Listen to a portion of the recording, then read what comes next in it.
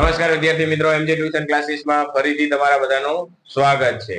આજે આપણે ધોરણ 12 અને આંકડાશાસ્ત્ર વિષય ભાગ પહેલો અને ચેપ્ટર નંબર 2 સુરેખા સંબંધ આપણે ઉદાહરણ નંબર 11 ની ચર્ચા કરશું. તો ઉદાહરણ નંબર 11 ની અંદર શું કીધું છે કે ગુજરાત રાજ્યના 6 શહેરોમાં માટે વસ્તી ગીચતા એટલે કે ચોરસ એકમ દીઠ અને મૃત્યુ દર 1000 ના આશરે આંકડા નીચે મુજબ છે. તો શહેર A B C D અને E અને F આપેલા 6 શહેર આપેલા છે. એમની વસ્તી ગીચતા 1 ચોરસ કિલોમીટર ની અંદર કેટલા વ્યક્તિ રહે છે, બરાબર, અને એ એમનો મૃત્યુ દર એટલે કે y આપેલું છે. આ માહિતી પરથી આપણને શું કીધું, એ વસ્તી ગીચતા અને મૃત્યુ દર વચ્ચેનો સહસંબંધ મેળવો. તો અહીંયા ઉદાહરણ નંબર 11 એની અંદર આપણને x કીધું છે 200 એટલે કે ચોરસ 1 કિલોમીટરના દાયરામાં ટોટલ કેટલા કુટુંબો રહે છે, વસ્તી કેટલાની છે 200 ની, પછી 500 ની, 400, 700, 600 અને 300. હવે એમાં મૃત્યુ દર તો 10, 12, 10, 15, 9 અને 12 આ બંને આપેલું છે. હવે આપણે એની સહસંબંધ શોધવાનો છે. તો અહીંયા પણ આપણને આંકડા કેવા મોટા આપેલા, એક રકમ નાની છે y ની, પણ આ રકમ કેવી છે, મોટી છે. તો આપણે uv ની એટલે કે ટૂંકી રીતે દાખલો ગણવાનો. સમજાય છે? xy ની રીતે કરો તોય મને કઈ વાંધો નથી, જવાબ તો આવશે. સમજાય છે? પણ એમાં ગુણાકાર આપણે બહુ મોટો થઈ જાય છે. તો હવે આનો આપણે ટોટલ મારશું તો સિગ્મા x કેટલા મળશે આપણને ભાઈ? 2700 અને સિગ્મા y 68.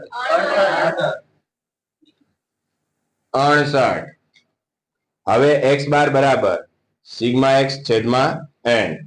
તો 2700 ભાગ્યા 6 કરો, કેટલા થાય છે ભાઈ? 50. ખાલી 450. 450. હવે y બાર તો સિગ્મા y છેદમાં n બરાબર 68 ભાગ્યા 6 કેટલા આવે છે ભાઈ? 11. તો તમે xy ની રીતે અથવા તો uv ની રીતે તમને સારું લાગે એ રીતે કરવાનું. xy ની રીતે દાખલો ગણો તો પણ જવાબ આવશે, પણ હું અહીંયા કઈ રીતે કરવાનો છું, uv ની, કેમ કે આ બધી સંખ્યાને કેટલા વડે ભાગી શકાય છે? 100 વડે. કેટલા વડે ભાગી શકાય છે? 100 વડે. કારણ કે બધાની પાછળ કેટલા 0 છે? 2. સમજાય છે? તમે 10 વડે ભાગો તો કઈ વાંધો નહીં, તોય જવાબ આવ્યો. એવું જરૂરી નહીં કે 100 વડે જ ભાગવા. તમે આને કેટલા વડે ભાગી શકો? 10 વડે પણ ભાગી શકો. તો છેદમાં કેટલા લેવાના? 10. સમજાય છે? c x બરાબર. તો પહેલા આપણે શું મેળવશું? u અને v. x માઇનસ a એટલે આપણે આમાંથી શું લઈશું ભાઈ? 200 લઈએ. હાલો પહેલી સંખ્યા ધારી લઈએ આપણે. 200 છે ને, બીજું કઈ બે વાર રિપીટ થતું આપણે એ ધારીએ. તો a બરાબર મેં કેટલા લીધા અહીંયા? 200 અને cx એટલે કેટલા લઈશું આપણે? 100. રેડી? બધાને ખબર પડી? તો પહેલામાં શું આવશે? 0. હવે 500 માંથી કેટલા બાદ કરશું આપણે? 200 બાદ કરશું તો કેટલા મળશે? 300. 300 ભાગ્યા કેટલા કરશું? 100 એટલે કેટલા મળશે અહીંયા?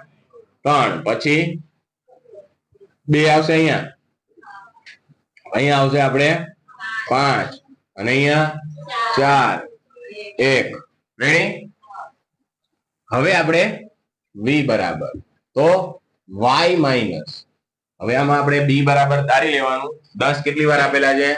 2 વાર. તો આપણે b બરાબર કેટલા લખશું અહીંયા? 10. સમજાણું બધાને? તો અહીંયા આપણે 10 લેશું અને અહીંયા કોઈ એક સંખ્યા વડે ભાગી શકાતા નથી, તો આમાં કઈ નહીં લેવાનું. સમજાય છે? કોઈ સંખ્યા વડે ભાગી ના શકાય તો નહીં લેવાનું. સિમ્પલ વસ્તુ છે. તો હવે અહીંયા 10 માંથી 10 બાદ કરશું એટલે 0, 12 માંથી 10 બાદ કરશું એટલે 2, પછી 0, પછી 15 માંથી 10 બાદ કરશું તો 5, 9 માંથી 10 બાદ કરશું તો -1, 12 માંથી 10 બાદ કરશું એટલે 2. હવે આ બંનેનો ટોટલ મારો કેટલો થાય છે ભાઈ? આનો ટોટલ કેટલો થાય છે? 15. તો સિગ્મા u બરાબર કેટલા મળ્યા આપણને? 15. અને સિગ્મા v બરાબર કેટલા મળે છે? 8. રેડી? હવે શું મેળવવાનું છે? u અને v. કઈ લખી નાખો? u અને v એટલે કે આ બંનેનો ગુણાકાર. પહેલાનો 0, પછી 6, 0, પછી -4 અને 2. કેટલો આવશે ભાઈ? સિગ્મા u અને v 29. રેડી? હવે આપણે શું કરશું? આ બાજુમાં u નો સ્ક્વેર અને v નો સ્ક્વેર. u નો સ્ક્વેર એટલે પહેલાનો 0, પછી 9, 4, પછી 16, 1. કેટલો આવશે ભાઈ? સિગ્મા u નો સ્ક્વેર 55. v નો સ્ક્વેર એટલે કે 0, 4, 0, પછી 1 અને 4. કેટલો આવશે? સિગ્મા v નો સ્ક્વેર 34. હવે આપણે r નું સૂત્ર મૂકીને દાખલો પૂરો કરવાનો છે. તો અહીંયા r બરાબર નું સૂત્ર n સિગ્મા u અને v માઇનસ સિગ્મા u અને ગુણ્યા v છેદમાં વર્ગમૂળની અંદર n સિગ્મા u નો સ્ક્વેર માઇનસ સિગ્મા u નો કૌંસ ઉપર સ્ક્વેર ગુણ્યા n સિગ્મા v નો સ્ક્વેર માઇનસ સિગ્મા v નો કૌંસ ઉપર સ્ક્વેર. રેડી? હવે n એટલે કેટલા આપેલા છે? 6. તો 6 ગુણ્યા કેટલા કરશું આપણે? uv કેટલા મળ્યા? 29. અને સિગ્મા u એટલે કેટલા મળ્યા છે? 15. અને સિગ્મા v એટલે 8 છેદમાં વર્ગમૂળની અંદર 6 ગુણ્યા કેટલા કરશું આપણે? u નો સ્ક્વેર કેટલો મળ્યો છે ભાઈ? 55 માઇનસ શું આવશે? 15 નો સ્ક્વેર ગુણ્યા 6 ગુણ્યા કેટલા કરશું? v નો સ્ક્વેર 34 માઇનસ અહીંયા કેટલા લઈશું આપણે? 8. રેડી? બધાને ખબર પડી? હવે સાઈડમાં હવે તમારે શું કરવાનું? 6 ગુણ્યા 29 કરો. કેટલા આવે છે? 174 માઇનસ 120 છેદમાં વર્ગમૂળની અંદર બાદબાકી કરો. આ બંને પેલા બંનેનો ગુણાકાર કરો. કેટલો આવે છે? 330 માઇનસ 225 ગુણ્યા 204 માઇનસ 64. રેડી? હવે 174 માંથી આપણે 120 બાદ કરીએ એટલે કેટલા? 54 મળશે. છેદમાં વર્ગમૂળની અંદર બાદબાકી કરો. 105 ગુણ્યા કેટલા આવશે? 140. 140 આવે? હા આવે. ચલો હવે આપણે શું કરશું? 54 ભાગ્યા બંનેનો ગુણાકાર. વર્ગમૂળની અંદર કેટલા આવે છે? 14700. હવે આનું વર્ગમૂળ કાઢો. 101.101 જ મિનિટ. આનું વર્ગમૂળ નીકળે 121.24. તો r બરાબર કેટલા મળશે ભાઈ? 70. 0.45. ઓકે, આ હતું આપણું ઉદાહરણ નંબર 11. જો આની અંદર કઈ પ્રશ્ન હોય તો નીચે કોમેન્ટ ની અંદર જણાવી શકો છો. હવે આપણે ઉદાહરણ નંબર 12 વિશે ચર્ચા કરશું.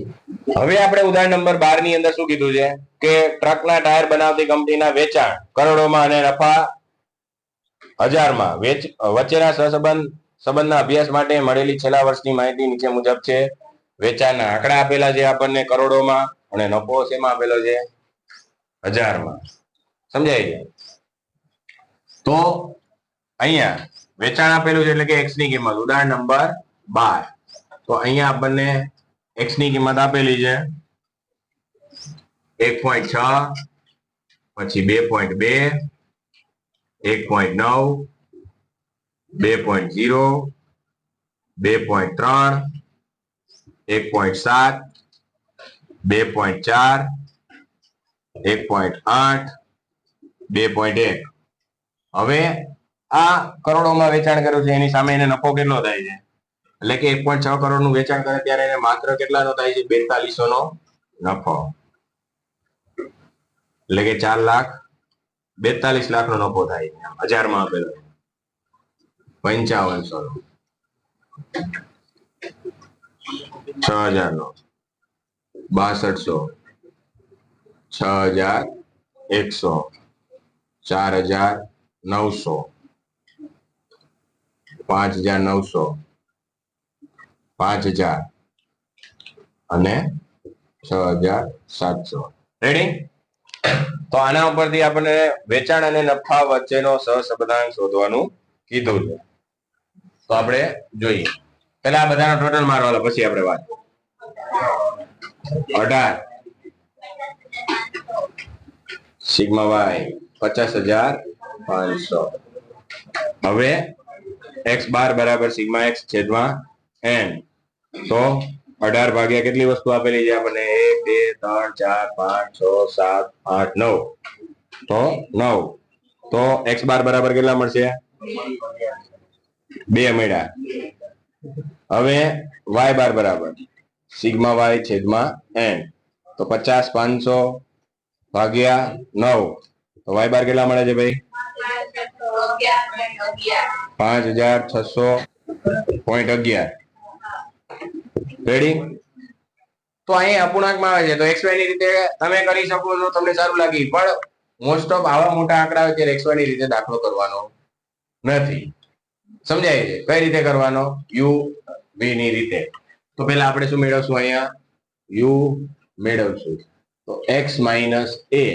તો આપણે એ શું ધારશું? ચલો 1.9 ધારીએ આપણે. આ સમજાય છે? શું ધાર્યું મેં? 1.9. હવે આને ભાગ્યા બધી સંખ્યા 0.1 વડે. જો યાદ રાખવાનું કે પોઈન્ટ એક આંકડે હોય ને, કેટલા આંકડે છે? એક આંકડે. તો એને 0.1 વડે ભાગી શકાય. માની લો કે પાછળ બે આંકડા છે પોઈન્ટ પછી. સમજાય છે? તો એને 0.01 વડે ભાગી શકાય. સમજાય છે? તો અહીંયા એક આંકડે પોઈન્ટ છે, તો કેટલા વડે ભાગી શકાય? 0.1 વડે. બધી સંખ્યાને કેટલા વડે ભાગી શકાય છે? 0.1 વડે. બે આંકડે પોઈન્ટ તો 0.01. ખબર પડી? આટલી વસ્તુ યાદ રાખવાની છે. આને કેટલા વડે ભાગવાના? 0.1 વડે. સમજાણું? બે આંકડે હોય તો આ કેટલા લખવાના? 0.01. સમજાય છે? બધામાં સિમ્પલ વસ્તુ યાદ રાખવાની છે. પોઈન્ટ તમારે યાદ રાખવાનો કે કેટલા આંકડે છે અને એને કેટલા વડે ભાગવાનું. એક આંકડે હોય તો 0.1 અને બે આંકડે હોય તો 0.01. હવે 1.6 માંથી આપણે 1.9 બાદ કરીએ તો 6 માંથી આપણે 1.9 બાદ કરીએ એટલે આપણને મળશે -0.3. અને એને ભાગ્યા કેટલા કરશું? 0.1 એટલે -3. રેડી? પછી 2.2 માંથી આપણે કેટલા બાદ કરશું? 1.9 અને એને ભાગ્યા કેટલા કરશું? 0.1 એટલે +3 મળશે. સમજાણો? પછી અહીં કેટલા આવશે? 0. 2 માંથી આપણે કેટલા બાદ કરશું? 1.9 બાદ કરશું એટલે આપણને કેટલા મળશે? 1. 2.3 માંથી આપણે 1.9 બાદ કરશું એટલે કેટલા મળશે? 4 મળશે. 4 મળે છે ને? તો વાંધો નહીં. અહીંયા 1.7 માંથી આપણે 1.9 બાદ કરશું એટલે આપણને -2 મળશે. અને અહીંયા આપણને મળશે +5. અને અહીંયા -1 અને અહીંયા +2. સમજાણું બધાને? જો તમારે કઈ નથી કરવાનું, પાછળનો આંકડો યાદ રાખવાનો છે કે અહીંયા બાદ બાકી કરતા 9 બાદ કરો 6 માંથી કેટલા મળે? આ સિમ્પલ ભાષામાં છે. કેલ્સીમાં કરવાની જરૂર નહીં તમારે. આ એક તો બાદ થઈ જ જાય બધામાં. સમજાય છે? 1.9. પણ અહીંયા સૌથી મોટી સંખ્યા કઈ છે? તમારે 2.4 ને 8. પણ તમારે આ જ ચેક કરવાનું છે કે માની લો કે 1.6 આપેલું છે, એમાંથી 1.9 એટલે કે 9 બાદ કરીએ 6 માંથી તો કેટલા મળે આપણને? -3. 6 માંથી આપણે 9 બાદ કરીએ કેટલા મળે? -3 મળે. પછી અહીંયા આપણને આપેલું છે, અહીંયા આપણે બે આનાથી વધારે છે. જો આ સંખ્યાથી શું છે? વધારે. 1.9 થી શું છે? 2.2. તો કેટલું વધારે છે? 3 અંક વધારે છે. તો આ કેટલા મૂકી દેવાના? 3. એમ નામ ખબર પડી જાય. હવે આપણે અહીંયા v બરાબર જોઈએ કે y માઇનસ આમાંથી શું ધારશું આપણે? 4,900. અને બધી સંખ્યાને કેટલા વડે? 100 વડે ભાગી શકાય. સમજાણો? તો 4200 માંથી આપણે 4,900 બાદ કરશું એટલે કેટલા મળશે? 700. 700 ભાગ્યા કેટલા કરશું? 100 એટલે કેટલા મળશે આપણને? -7. 5500 માંથી આપણે 4900 બાદ કરશું ભાગ્યા 100 એટલે કેટલા મળશે આપણને 6. પછી 11 મળે છે, પછી 13, પછી 11 કેટલા મળે છે 12, પછી 0, પછી 10 જ મળે છે ને. પછી 5000 માંથી 1, પછી કેટલા આવે છે 18. આ બંને ટોટલ મારો. હવે આને સિગ્મા યુ કહીશું 9 અને આનો 64 પ્લસ માં જ આવે ને 9. આ 9 પ્લસ માં જ આવે ને, જોવાનું નિશાની ખાસ. હવે આપણે અહીંયા મેળવશું યુ અને વી. યુ વી, યુ નો સ્ક્વેર, વી નો સ્ક્વેર.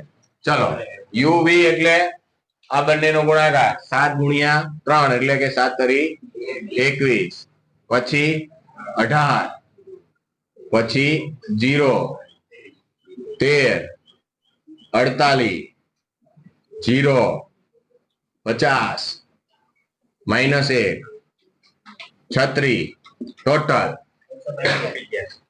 185. રેડી.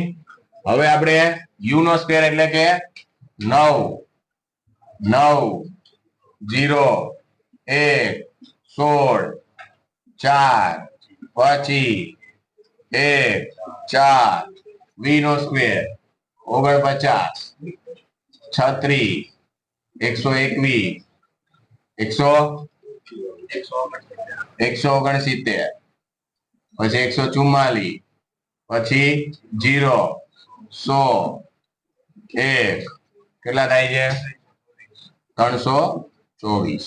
આનો ટોટલ 69 અને આનો ટોટલ 944. રેડી. બધાને ખબર પડી? જે રીતના આપણે કરતા હતા એ જ છે, આમાં કઈ નવું નથી. સમજાય છે? યુ ની રીતે જે રીતના દાખલો ગણતા હતા. હવે આર બરાબર નું સૂત્ર n સિગ્મા યુ અને વી, સિગ્મા યુ ગુણ્યા સિગ્મા વી છેદમાં વર્ગમૂળ ની અંદર n સિગ્મા યુ નો સ્ક્વેર માઇનસ સિગ્મા યુ નો કાઉન્સ ઉપર સ્ક્વેર વર્ગમૂળમાં n સિગ્મા વી નો સ્ક્વેર માઇનસ સિગ્મા વી નો કાઉન્સ ઉપર સ્ક્વેર. રેડી. હવે આપણે સૂત્રની અંદર શું કરવાની છે? ફક્ત રકમ મૂકવાની છે. તો r બરાબર n એટલે કેટલા છે 9 ગુણ્યા સિગ્મા યુ વી કેટલા મળ્યા 185. સિગ્મા યુ એટલે આપણને 9 અને યુ એટલે 64 વર્ગમૂળમાં n એટલે 9 સિગ્મા યુ નો સ્ક્વેર આપણને મળ્યો 69 માઇનસ કેટલાનો 9 નો સ્ક્વેર